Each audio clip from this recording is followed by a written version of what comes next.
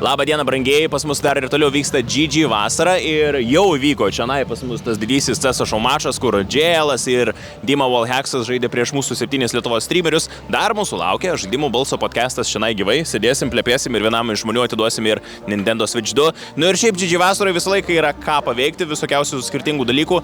Einam biški pasižvalgyti. Nu, yra FPS zona, kur galite pažaisti skirtingų daug FPS žaidimų. Dabar matau, man atrodo, čia Robloxai dabar, ne?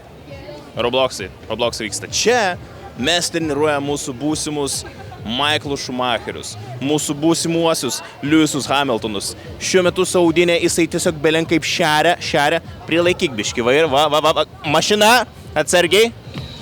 Lupk. Biški, dėdė jau šiltą daros. Gol! Ai, next time.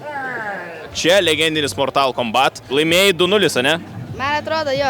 Buvo kažkokia tai taktika, ką darė, ar tiesiog spaudinėjai belenką? Tiesiog belenką. Tai vad, gerbimieji žiūrovai, kad laimėti Mortal Kombat žaidimus reikia tiesiog, kaip ir sakė mūsų tik ką nugalėtas, spaudinėti absoliučiai bet ką, pamirškite apie visas kombinacijas. Žinai, ko laukia? Puikiai žinau. Dabar aš tau užduosiu klausimą, į kurį iš esmės yra tik tai vienas teisingas atsakymas. Podcastų metu galėsit laimėti Nintendo Switch 2. Reikės pastatyti, kaip tau atrodo, kuris žmogus geriausiai atsakys. Yra 4 pasirinkimai. Aš, Sigitas, Rokas ar Lukas. Už ką keliaus tavo balsas? Už Luką. Pagalvok, Lukas. Sunku patikėti, bet čia yra kaip ir paskutinis GG vasaros savaitgalis ir mūsų dar rytoj laukia tas didysis Counter-Strike turnyras, bet labai kviečiam dar užsukti, jeigu tik tai spėsi čionai, Kaune, 3 aukšte, renginių aikštė ir absoliučiai visa GG vasara, absoliučiai viskas, ką mato, tai yra tiesiog nemokama, belieka tik tai atvykti.